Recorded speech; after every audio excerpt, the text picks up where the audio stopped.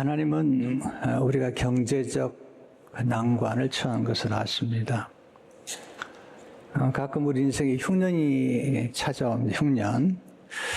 이삭도 흉년을 경험하게 되는데 오늘 본문 26장 1절에 보면 아브라함 때 첫 흉년이 들었더니 그 땅에 또 흉년이 들매 이삭이 그랄로 가서 블레셋 왕 아비멜렉에게 이르렀더니 흉년의 때가 찾아온 것입니다. 곡식이 잘 자라지 않아서 먹을 게 풍성하지 않고 먹을 게 부족한 것입니다. 인생의 문제는 공급의 문제입니다. 그리고 먹는 것은 굉장히 중요합니다. 먹어야 살기 때문이죠. 먹는 문제를 절대로 간과하지 쉽게 생각하지 마십시오. 먹을 게 없으니까 성경에 보면은 자녀를 삶아 먹습니다. 지독한 일이죠. 또 사람이 죽을 때 가장 고통스러운 죽음은 질병으로 죽는 것이 아니라 먹지 못해서 죽는 거랍니다. 먹는 문제는 굉장히 중요한 거고요. 예수님도 베들레헴에서 태어나셨는데 베들레헴은 떡집입니다. 떡집. 그리고 예수님이 생명의 떡으로 오셨습니다. 그래서 먹는 문제나 경제 문제나 돈 문제를 쉽게 생각하면 안 되는 것입니다. 근데 굉장히 궁금한 게 있습니다. 그런데 흉년의 때에도 더 잘 되는 사람들이 있거든요. 그게 궁금한 거잖아요. 그런 사람 중 하나가 이삭이 그렇습니다. 흉년의 위기를 오히려 축복의 기회로 만든 사람입니다. 오늘 보면 12절 13절에 이렇게 말씀하죠. 이삭이 그 땅에서 농사하여 그 해 흉년입니다. 흉년에 100배나 얻었고 여호와께서 복을 주심으로 그 사람이 창대하고 왕성하여 마침내 거부가 되어. 궁금한 게 하나 있습니다.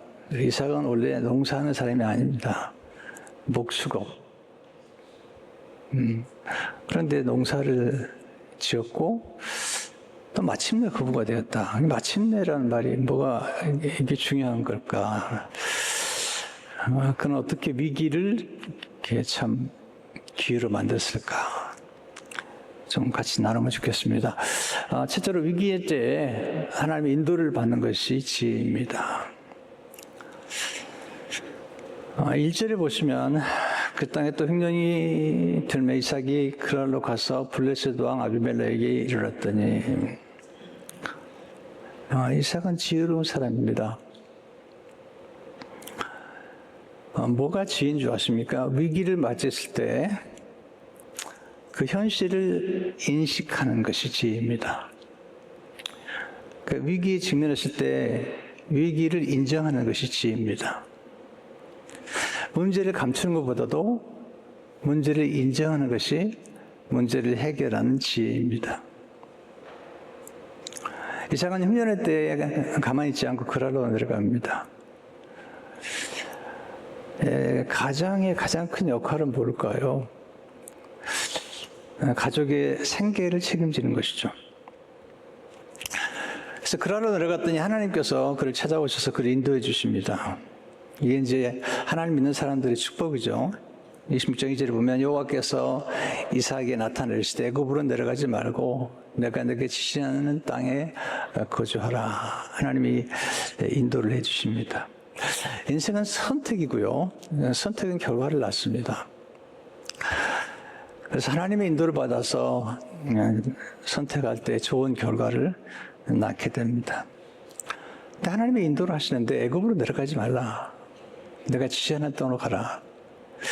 3절의 소재를 보게 되면 이 땅에 거류하면 내가 너와 함께해서 내게 복을 주고 내가 이 모든 땅을 너와 내 자손에게 주리라. 내가 내 아버지 아브라함에게 맹세한 것을 이루어 내 자손을 하늘의 별과 같이 번성하게 하며 이 모든 땅을 내 자손에게 주리니 내 자손으로 말미암아 천하 만민이 복을 받으리라.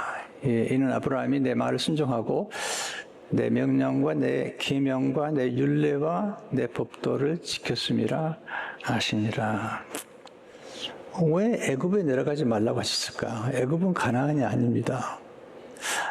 근데 그랄 땅은 지금 그 당시 블레셋에 속해 있지만은 가나안 남부에 속한 것입니다. 그래서 하나님이 원래 약속하신 땅 중에 하나입니다. 나중에 보시면 이제 여호수아가 가나안 땅을 정복하고 또 갈렙이 또 정복하잖아요. 근데 이삭은 하나님의 말씀에 순종합니다. 6절에 보면 이삭이 그랄에 거주하였더니, 솔직히 하나님은 아버지가 심은 순종의 씨앗을 자녀가 거두게 하십니다. 하나님께서 참 놀라운 얘기를 하세요. 5절에 보면 이는 아브라함이 내 말을 순종하고 내 명령과 내 계명과 내 율례와 내 법도를 지켰음이라 하시니라. 아브라함은 믿음의 사람이었고 순종의 사람이었습니다. 하나님께서 그를 부르셨을 때에 순종했어요. 히브리 11장 8절에 보면 믿음으로 아브라함은 부르심을 받았을 때에 순종하여 장래의 유업으로 받을 땅에 나갈새 갈 바를 알지 못하고 나아갔으며, 순종했다. 믿음으로 산다는 것은 순종하며 사는 것입니다. 순종이란 하나님의 말씀에 행동으로 반응하는 것입니다. 저분이 참 믿음이 좋아. 어떻게 알 수 있죠? 하나님의 말씀을 그대로 순종하는 것입니다. 믿음이라는 갈 바를 알지 못하지만 순종의 한 걸음을 내딛는 것입니다. 우리가 말씀을 따라가 사는 것이 참 중요하잖아요. 아브라함의 생애는 말씀을 따라 살았어요. 창세기 12장 4절을 보게 되면 이 아브라함이 여호와의 말씀을 따라갔고, 그리고 나중에 하란에서 모든 소유 얻은 사람들 이끌고 마침내 가나안 땅에 들어가게 됩니다. 하나님의 말씀을 따라갔다. 참 중요한 것입니다. 믿음으로 사는 것은 말씀을 따라가는 것입니다. 말씀을 따라가면 마침내 약속의 땅에 들어가게 됩니다. 중요한 것은 우리 인생의 위기의 때에 하나님이 부모의 순종을 기억하시고 자녀를 축복하신다는 겁니다. 그러니까 부모의 죽음이 끝이 아닙니다. 부모의 신앙과 순종은 전수되고, 그리고 자녀에게 그 순종이 축복의 열매를 맺게 됩니다. 그걸 잊어서는 안 됩니다. 저도 이제 늘 감사한 것은 제 어머니의 기도입니다. 어머니의 기도와 순종인데, 그런 생각을 많이 합니다. 저도 위기를 여러 번 넘겼는데, 어머니의 기도와 순종 때문에 위기를 넘겨가고 있다. 그런 생각들을 많이 하게 됩니다. 더 나빠질 수도 있었거든요. 더 망가질 수도 있었는데 어느 순간에 딱 멈추게 하시고 거기서 이제 썰물이 밀물이 되듯이 이렇게 반전을 일으켜 주시는데, 그때 생각할 때마다 어머니의 기도, 그 어머니 생각을 많이 하게 됩니다. 순종은 풍성한 복을 받는 비결입니다. 성경에 나오는 사랑을 받는 비결이에요. 순종하면 사랑을 받잖아요. 또 순종은 자신과 자녀를 모두 잘되게 하는 비밀입니다. 순종에 씨앗이면 마침내 거두게 됩니다. 그러니까 순종의 영향력은 시대를 초월하지 않습니까? 로마서 5장 19절 한번 보시겠어요? 한 사람이 순종하지 아니함으로 많은 사람이 지는 것 같이 한 사람, 예수님이 순종하심으로 많은 사람이 의인이 되리라. 예수님의 순종으로 우리가 구원받았고 의인이 되었고요. 첫 번째 아담의 불순종 때문에 전 인류가 죄를 지어서 하나님의 영광에 이르지 못하는 그런 슬픈 경험을 하는데, 예수님이 오셔서 한 분 예수님의 순종으로 온 인류가 구원받았습니다. 우리는 오늘 또 이 말씀을 들을 때 다른 사람 또 우리 부모님 무슨 생각하기 전에 우리가 말씀 받는 우리 스스로가 순종의 사람이 되어서 우리를 통해서 많은 분들이 복을 받는, 또 우리 자녀들이 복을 받는, 우리 선수들이 복을 받는 그런 은혜가 있으면 좋겠습니다. 세 번째, 경제적 위기를 극복하기 위해 새로운 일에 도전해 보는 것이 지혜입니다. 새로운 일에. 전 이번에 처음 이 말씀 묵상하면서 이걸 깨달았습니다. 이삭은 원래 목축업을 한 사람이거든요. 이목민인데 농사를 지었습니다. 자, 12절 13절 다시 한번 보시면 이삭이 그 땅에서 농사하여 그의 백배를 얻었고 여호와께서 복을 주심으로 그 사람이 창대하고 왕성하여 마침내 거부가 되어. 이삭이 남의 땅에서 농사를 했고요. 근데 100배나 얻었습니다. 그때가 흉년의 때거든요. 사익소리가 생각해보고 얘기하는 경제적 위기의 때는 새로운 수입원을 찾아보셔야 됩니다. 경제적 위기 때는 새로운 일에 도전해 봐야 됩니다. 늘 하던 일만 하면 똑같은 결과를 얻게 되잖아요. 새로운 일을 시도해 보는 것, 새로운 결과를 얻게 되는 것입니다.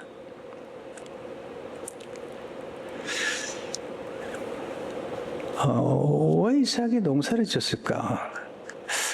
새로운 일에 도전해 본 것입니다. 우리는 위기에 처할수록 항상 침착해야 되고요. 그리고 평정심을 유지해야 됩니다. 그래야지 이렇게 아이디어가 떠오르는 것입니다. 보통 우리 생각하죠. 저는 농사를 지어본 적이 없습니다. 근데 저는 이런 생각을 많이 하게 됩니다. 사람은 무한한 잠재력을 갖고 태어납니다. 새로운 일을 시도할 때 우리 안에 잠재된 놀라운 능력을 발견하게 됩니다. 이삭은 농사를 통해 처음으로 농작의 법칙을 배우는 겁니다. 최근에도 제가 이렇게 한국이 어렵다 뭐 그런 얘기를 쭉 하는데 어떤 분이 그런 얘기를 하더라고요. 한국에 일할 게 너무 많습니다. 건축 현장에 가면 일할 게 너무 많답니다. 거기다가 요즘은 너무 이게 조직이 잘 돼가지고 본인이 무슨 벽지 하나만 바르는 걸 라이센스를 얻게 되면 수백만 원씩 받을 수 있답니다. 안 해서 그렇지 못하는 게 아니랍니다. 또 거기다가 기술을 몇 가지 익혀서 요즘 그렇게 노동이 많이 들지 않고도 얼마든지 기술이 개발이 돼가지고 가능하다는 겁니다.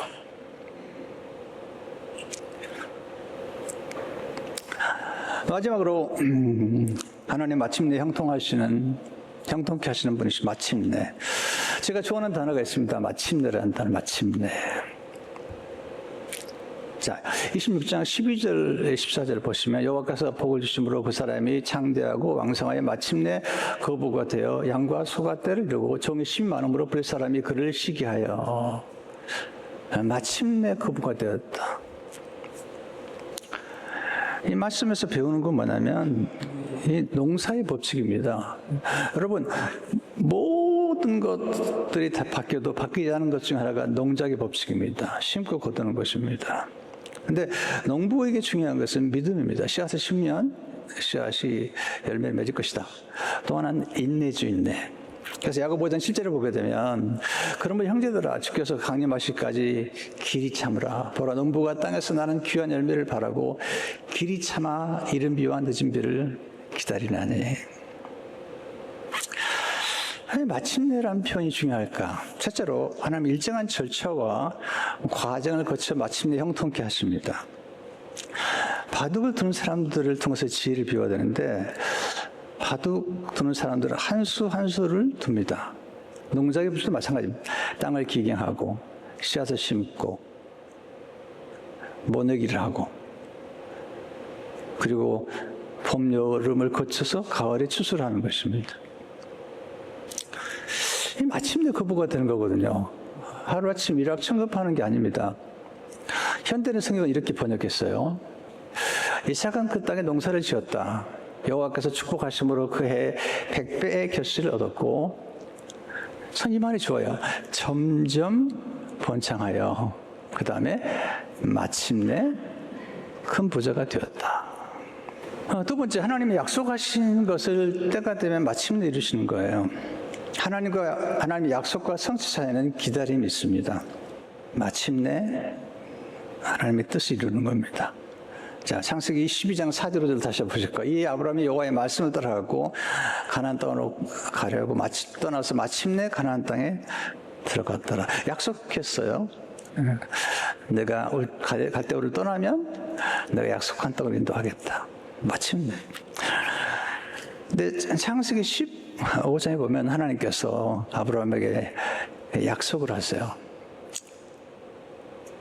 내 후손이 이방에서 객이 되어서 400년 만에 돌아올 텐데 그때 큰 재물을 이끌 것이다. 내 자손이 이방에서 객이 되어 그들을 섬기고 그들은 400년 동안 내 자손을 괴롭히니 그들의 섬기는 나라를 내가 진군할지며 그 후에 내 자손이 큰 재물을 이끌고 나오리라. 노예들인데 그들이 400년 만에 나올 때 큰 재물을 이끌고 나오리라는 거예요. 정말 그런 역사가 나타납니다. 시편 105편 37절에 보면 마침내 그들을 인도하여 은금을 가지고 나오게 하시니 출애굽기 12장 35, 30절에 보면 이스라엘 자손이 모세의 말대로 하여 애굽 사람에게 은금 패물과 의복을 구하며 여호와께서 애굽 사람들에게 이스라엘 백성에게 은혜를 입히게 하사 그들이 구하는 대로 주게 하심으로 그들이 애굽 사람의 물품을 취하였더라. 그래서 그들이 애굽을 떠날 때 약속하신 대로 큰 재물을 이끌고 나오게 됩니다. 하나님이 약속하신 것이 때가 되면 이루는데 시간이 좀 걸리지 않습니까? 세 번째 중에 하나님 인내하는 사람에게 마침내 은혜를 경험케 하시죠. 인내하는 거죠. 성경에 나온 인물들은 한결같이 인내한 사람들이 요셉도 인내했고 여호수아도 인내했고 갈렙도 인내했고 모세도 인내했고 인내하지 않은 사람이 어떻게 큰일을 이루겠습니다. 다윗도 인내하다가 통일왕 이루잖아요. 마침내는 포기하지 않는 사람에게 찾아옵니다. 마침내는 중요해요. 기다리는 동안 최선의 삶을 사는 사람에게 찾아오는 거예요. 그냥 기다리면서 그냥 시간이나 보내고 자꾸 일확천금하려고 하고 그러면 안 됩니다. 마침내는 기도하며 기다리고 기도하며 준비하는 사람에게 찾아옵니다. 인내하십시오. 그러나 준비하셔야 됩니다. 공부 좀 하세요. 요즘 얼마나 공부할 책이 좋은 게 많습니까? 배우십시오. 한 수 한 수를 배우십시오.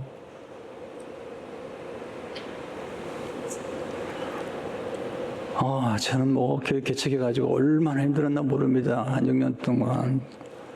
정말 끝이 안 보이는 겁니다. 인생이 터널인데 동굴인 줄 알았습니다. 그래도 하나님의 은혜로 계속 준비했습니다. 계속 기다리며 준비했습니다. 인내하는 것이 참 중요한 것입니다. 야고보 5장 12절을 보니까 보라 인내하는 자를 우리가 복되다 하나니 내가 욥의 인내를 들었고 주께서 주신 경마를 보았거니와 저는 가장 자비하시고 긍휼히 여기시는 이시니라. 욥의 인내를 들었고 주께서 주신 결말을 보았거니와 결말을 주신 분 하나님이세요. 그러나 우리가 할 일은 인내하는 거예요. 준비하면서 인내하는 것이죠. 마지막으로 어떤 기도는 하나님 인내하는 사람에게 마침내 기도 응답을 경험하게 하시는 거예요. 마침내. 정말 기도를 제가 굉장히 많이 강조하잖아요. 다니엘을 기억하시죠? 다니엘이 하나님을 기도했더니 가브리엘이 바로 그날 응답을 가지고 내려왔는데 바사반국이라고 그러죠. 사탄이 막았죠. 그때 이제 미가엘이 와서 도와주고 21일째 되던 날에 마침내 기도 응답이 다니엘에게 임한 것입니다. 여러분, 기도 응답이 더디 이루어진다고 낙심하지 마세요. 여러분, 선한 일, 교회에서도 충성되고 헌신들 하시다가 에이 뭐 그렇게 생각하지 마시고요. 조금 더 해보세요. 갈라디아 6장 9절에 보면 우리가 선행하되 낙심하지 말지니 포기하지 아니하거든 때가 이르매 거두리라. 여러분, 모든 지연에는 하나님의 뜻이 있습니다. 저는 이걸 알아요. 이걸 경험하는 거예요. 하나님은 절대 서두르지 않으십니다. 하지만 절대 늦지도 않으십니다. 우리가 기도하는 동안에 하나님의 응답은 오고 있는 중인 것입니다. 아무 일도 일어나지 않은 것 같은 때에도 하나님 일하고 계시는 겁니다. 아름다운 모든 것은 그 모습을 드러내기까지 시간이 필요한 겁니다. 아이가 태어나기까지는 보이지 않습니다. 시간이 필요한 겁니다. 건물은 한순간에 완성되지 않습니다. 아무 일도 일어나지 않은 것 같을 때도 하나님은 일하고 계십니다. 요셉이 감옥에 갇혀 있는 동안에 하나님은 일하고 계시는 거죠. 우리가 기도하며 준비하는 동안에 하나님은 우리를 위해 일하시는 겁니다. 중요한 게 있습니다. 기도하셔야 되고요. 신뢰하셔야 되고요. 그리고 준비하셔야 됩니다. 그냥 있으면 안 됩니다. 씨앗만 가지고 있으면 안 됩니다. 씨앗을 심어야 되는 겁니다. 아이디어만 가지고 있으면 안 됩니다. 행동에 옮기셔야 됩니다.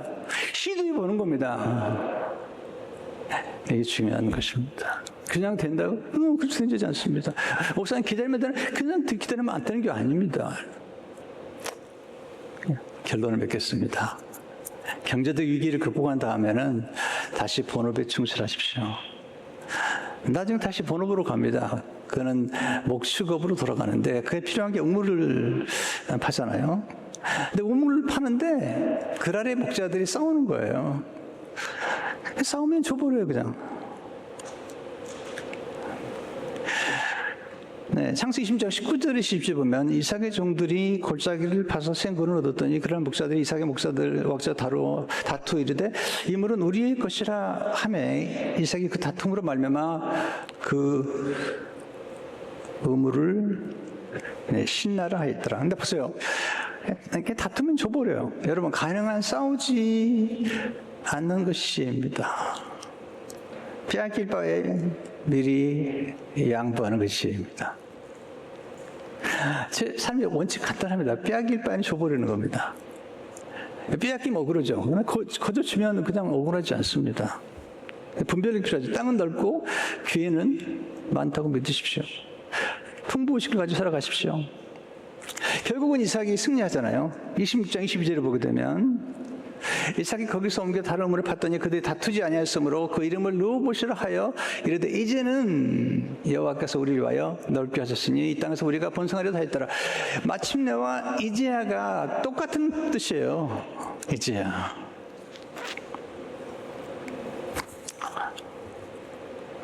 저는 온유를 좋아합니다. 그리고 싸우는 거 너무 싫어합니다. 네.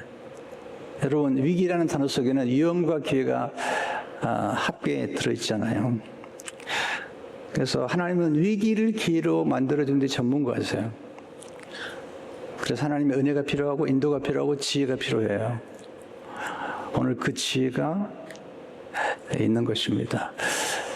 기근의 때는 누구나 있는 것입니다. 그러나 하나님을 의뢰하는 사람에게 하나님의 지혜를 주시고 생각자는 아이디어를 주시는 거죠. 레레미야 11장 7절 8절을 보시면 그러나 물은 여호와를 의지하며 여호와를 의뢰하는 그 사람은 복을 받을 것이라. 그는 물가에 심어진 나무가 그 뿌리를 강변에 뻗치고 더위가 올지라도 두려워하지 아니하며 그 입이 청청하며 가무는 해도 걱정이 없고 결실이 그치 아니함 같으리라. 목사님 어렵잖아요. 네, 어려운 거 압니다. 저도 어렵습니다. 목해요. 진짜 어렵습니다. 네. 여러분에게 좀 부탁하고 싶은 게 있는데 내가 참고 있습니다. 쉽지 않습니다. 네, 그런데 하나님은 아시잖아요. 하나님은 아시고 하나님 우리 기도를 더 원하시는 것 같습니다.